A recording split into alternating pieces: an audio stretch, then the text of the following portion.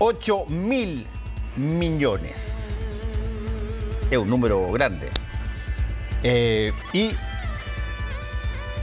corresponde más o menos a lo que estamos viviendo en el planeta Tierra. ¿Qué significa 8.000 millones de personas? ¿Qué significa en términos de necesidades? ¿Qué significa en términos de la capacidad que los humanos tenemos de transformar cosas para bien y de transformar cosas para mal en determinadas materias? De eso vamos a conversar con Raúl Sor. ¿Cómo estás, Raúl? ¿De dónde salen los 8.000 millones, la cifra esa? Bueno, la ha computado Naciones Unidas, pero no es una, digamos, esto ocurrió la semana pasada, el 15, y digamos, la idea es que hay un seguimiento del aumento poblacional y es relativamente arbitrario. Fue un niño que nació en la República Dominicana, de nombre Damián, y a ese, probablemente es el que estamos viendo ahí en imagen, a ese lo designaron el niño 8.000 millones.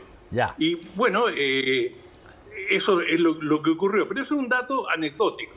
Lo real es que estamos llegando sí o sí a esa cifra y esto tiene consecuencias enormes porque, digamos, las relaciones en todos los campos, las relaciones de poder entre los países, toda la situación de migración, la ocupación de tierra, el cambio climático, todo tiene una variable demográfica que es clave. Y estamos en el punto más alto, más veloz del crecimiento poblacional. Esto en parte porque la medicina ha mejorado mucho, la gente vive mucho más, aunque los nacimientos no son tan grandes en cantidad, pero de todas maneras son importantes. Digamos, la mortandad infantil ha disminuido enormemente y bueno, esto nos ha llevado a esta cantidad que abre una serie de interrogantes de cómo las vamos a enfrentar. Hay que recordar que en el pasado uno de los primeros, una de las primeras personas que estudió este tema fue un clérigo inglés, el señor Malthus, que sacó una teoría. Y esa teoría era que la población estaba creciendo más rápido que la producción de alimentos y que en consecuencia íbamos a enfrentar tremendas hambrunas.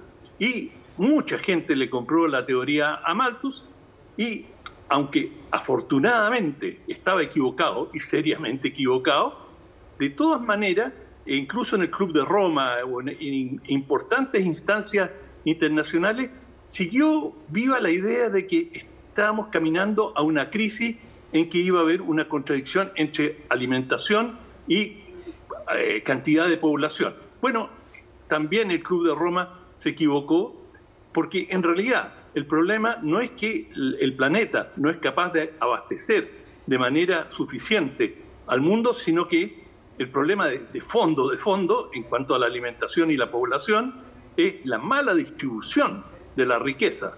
Es decir, como se dice coloquialmente, el chancho está muy mal pelado. Y hay regiones en que hay hambruna y regiones donde hay una abundancia y la comida se pierde y se bota a la basura. Cuando se han hecho estudios, por ejemplo, en los basureros de hogares en varios países europeos, y es increíble la cantidad de alimento que se deteriora y simplemente es botado a la basura, mientras en otros rincones del mundo hay gente que padece hambre. Por lo tanto, no es la falta de alimentos, sino que es la mala distribución de ellos. Pero en todo caso, ahora ya comienza a desacelerarse este crecimiento exponencial, porque fíjate, estos 1.000 millones tardaron solamente 12 años en nacer 1.000 millones de personas. Y esto, claro, tiene una gravitación enorme en las posibilidades de educar, de dar salud. Es decir, para muchos países el peso de este aumento poblacional es insustentable. Oye, pero hay un punto que me parece bien interesante. Tú recordarás, Raúl, por ahí, por los años finales de los 70, principios de los 80, hubo una conversación pública mundial muy fuerte respecto de países en distintas partes que habían de alguna manera controlado toda su capacidad de gestar familias y gestar nuevos hijos. El control de la natalidad pasó a ser una palabra casi, se diría, como mágica. Y tú tenías países en Sudamérica, como Uruguay, que básicamente casi tenía natalidad negativa. Chile, en un momento dado, empezó a perder el influjo, básicamente, de los niños que venían al país equivalentes a la antigüedad. Los países europeos, muchos de ellos se envejecieron muy rápidamente en buena parte porque no estaba este sustento de reemplazo fuerte que venía con nuevos hijos. Y de pronto todo eso vuelve a tener una expresión en el número grande de habitantes de la Tierra y sobre todo, como tú muy bien lo dijiste, la diferencia brutal que hay en el mismo planeta para países que soportan hambrunas todos los años y países que tienen, pero, ostentación de riqueza.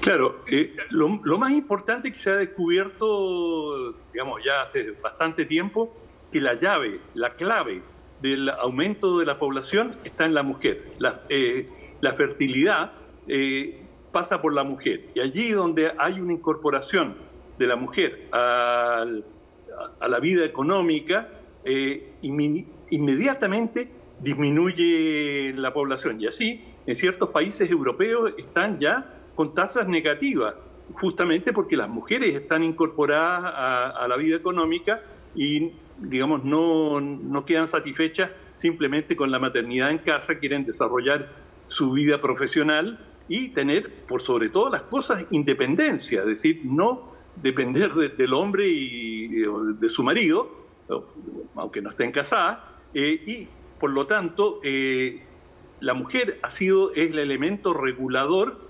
del crecimiento demográfico. Y eso también se ha empezado a manifestar en América Latina con el incremento de la mujer en el mercado laboral. Y la tendencia en todo el mundo va en esa dirección. No en todo el mundo, hay algunas excepciones.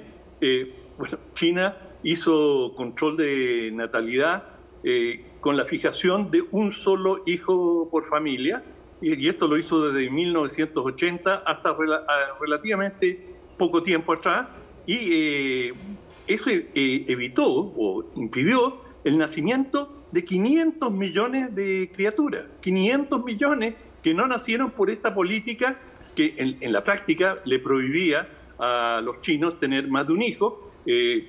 Si tenían un segundo, no tenían colegio, no habían salas cunas, la vida se les hacía muy difícil, de manera que se fueron acomodando a esta situación. Ahora se les ha permitido 2, e incluso, como ha quedado un bache de ese periodo, pueden tener hasta 3 hijos, de manera que están tratando de recuperar un poco, pero digamos, la diferencia que hace para un país tener 500 millones de personas menos es, bueno, piensa sí, tú cuántos somos en Chile, es formidable. Déjame sí, contarte una anécdota. Bueno, tú sabes, yo fui a sacar un posgrado y fui a hacer una serie de cosas a Estados Unidos, ahora ya más de viejo.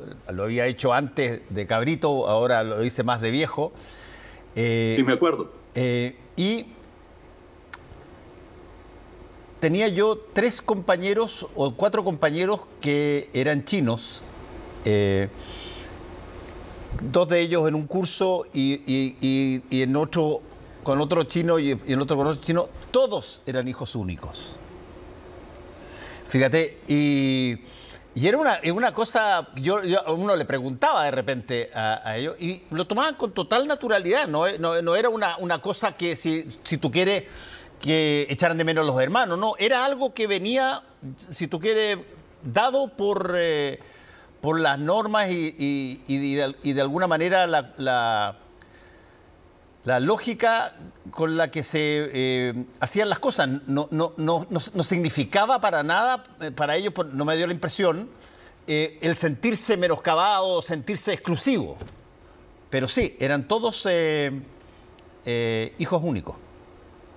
Sí, y a esos niños le llamaban los pequeños emperadores, porque eran tal la dedicación que tenían a sus padres, que sabían que era la única criatura que iban a tener, que les daban lo que pidieran. Entonces, es toda una generación un poquito mañosa, producto de esa situación. Pero hoy sí, perdón. Pero claro, esto no significa, y me imagino que no trataste de decirlo tú, que es culpabilidad de las mujeres el que eventualmente haya menos niños porque ellas están trabajando, digamos. Eso es una consecuencia que se deriva naturalmente de que la mujer quiera legítimamente tener una profesión, ejercerla, generar sus propios ingresos, tal cual como el hombre, pero eso, claro,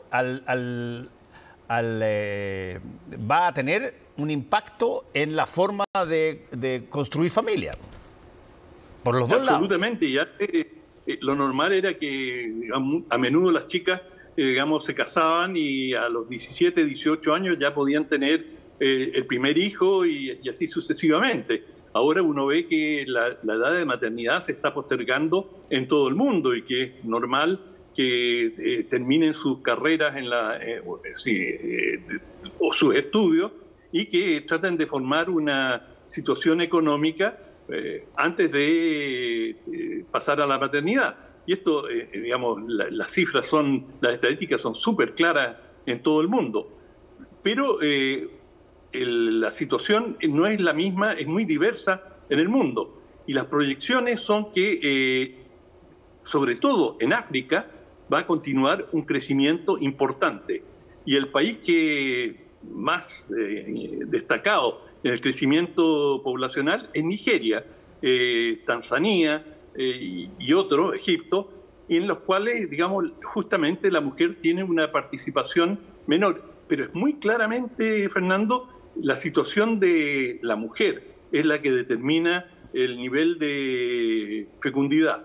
De manera que, si digamos, incluso las campañas que se hacen para aumentar o disminuir la fecundidad están principalmente dirigidas a mujeres.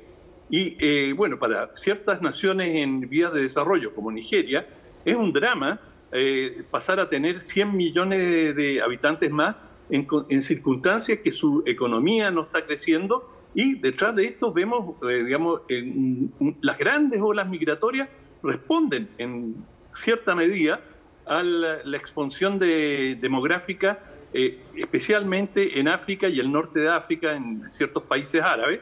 Y bueno, esto trae consecuencias, lo hemos visto, primero los viajes terriblemente peligrosos que hacen los migrantes cruzando el Mediterráneo, y también lo vemos en América Latina, tratando de entrar a Estados Unidos. Sí, yo quiero insistir en que aquí no hay responsabilidades, llamémoslo así, de asignación de un fenómeno como la sobrepoblación o la baja población a las mujeres. Básicamente yo quiero insistir en que todavía, gracias